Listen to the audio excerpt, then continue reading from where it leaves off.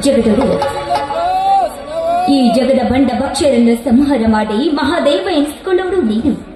ಆದರೆ ಈಗ ಈ ಜಗದ ಬಂಡ ಭಕ್ಷಕರು ನಿನ್ನ ಕಣ್ಣಿಗೆ ಕಾಣಿಸಲಾರರೆಂದು ದೇವ, ಕಾಣಿಸಲಾರರೆಂದು ದೇವ. ಈ ಊರಿಗೆ ನಾನು ಹಿರಿಗೌಡ ಎಂದು ಸೊಕ್ಕಿನಿಂದ ಮೆರೆದು ಕಂಡ ಹೆಣ್ಣು ಮಕ್ಕಳ ಶೀಲಕ್ಕೆ ಕೈ ಹಾಕಿ ಕಾಮದಾಟಕ್ಕೆ ಕರೆದು ತಾನೇ ಊರಿಗೆ ಉಡಾಲ ಎಂದು ಮೆರೆತಿರುವ ವೀರಭದ್ರೇಗೌಡನ ಸೊಕ್ಕ ನಡಗಿಸಿ ಅವನ ಅನ್ಯಾಯ ಅತ್ಯಾಚಾರವನ್ನು ಸದ್ಯ ಬಿಟ್ಟು ನಮ್ಮಂತ ಹೆಣ್ಣು ಮಕ್ಕಳನ್ನ ಕಣ್ಣಲ್ಲಿ ಕಣ್ಣಿಟ್ಟು ನೀನೇ ಕಾಪಾಡೋದಿಲ್ವಾ? ನೀನೇ ಕಾಪಾಡು. ಅಷ್ಟೇ ಹಗಲು ರಾತ್ರಿ ಇಲ್ಲದೆ ಪೊಲೀಸ್ ಸೇವೆಯಲ್ಲಿ ಸೇವೆ ಸಲ್ಲಿಸುತ್ತಾ ಈ ಸಮಾಜದ ದೇಶದ್ರೋಹಿಗಳನ್ನ ಸದೆ ಬಿಡ್ತು ಬಡ ಜನರಿಗೆ ನ್ಯಾಯ ಸಿಗುವಂತೆ ಮಾಡುತ್ತಿರುವ ನನ್ನ ಪತಿದೇವರಿಗೆ ಶಕ್ತಿ ಯುಕ್ತಿಗಳನ್ನು ಕೊಟ್ಟು ಅಷ್ಟೇ ಅಲ್ಲ, ನನ್ನ ತ್ರಿವಳಿ ಮಕ್ಕಳಾದ ನರಸಿಂಹ, ಜಯಸಿಂಹ, ಸುವರ್ಣ ಹಾಗೂ ನನ್ನ ಅಳಿಯನಾದ ಬಸವರಾಜನಿಗೆ ಒಳ್ಳೆ ಸಕಲ ವಿದ್ಯಾಬುದ್ಧಿಯನ್ನು ಕೊಟ್ಟು ನೀರೇ ಕರುಣಿಸಿ ಕಾಪಾಡಿ ನಮ್ಮಂತರನ್ನ ಮುಂದೆ ನಾನು ಕೈ ಮುಗಿದು ಬಿಡಿಸುತ್ತೇನೆ.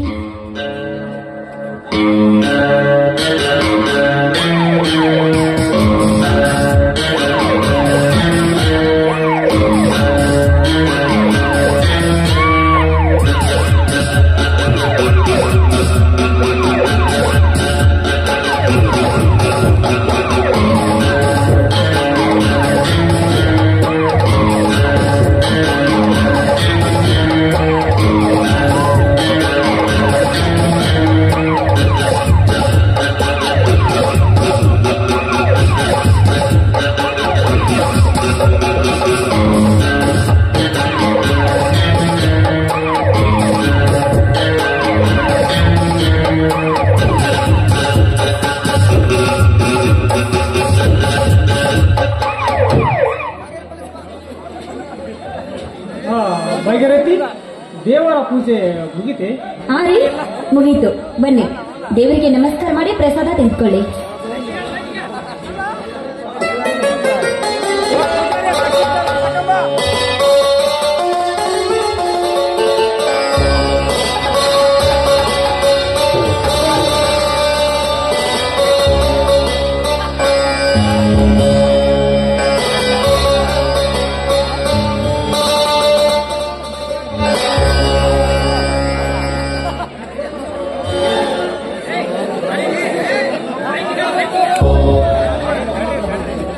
ದುರ್ಗಾ ಮಾತೆ ಕರ್ತವ್ಯ ನೋಡಿದ್ರೆ ಇನ್ನು ಸಮಾಜಘಾತಕರ ದುಷ್ಟವಾದ ಬಾಳಿಕೆಯನ್ನು ನಾನು ನನ್ನ ಪ್ರಾಣವನ್ನು ಲೆಕ್ಕಿಸದೆ ಸಾವು ಬದುಕಿನ ಮಧ್ಯೆ ಹೋರಾಡಿ ಚಿನ್ನದ ಸೃಷ್ಟಿ ಮಾಡ್ತಿದ್ದ 7 ಕಡೆ ವಿರುದ್ಧ ಲಾಕಪ್ ಹಾಕಿದರೆ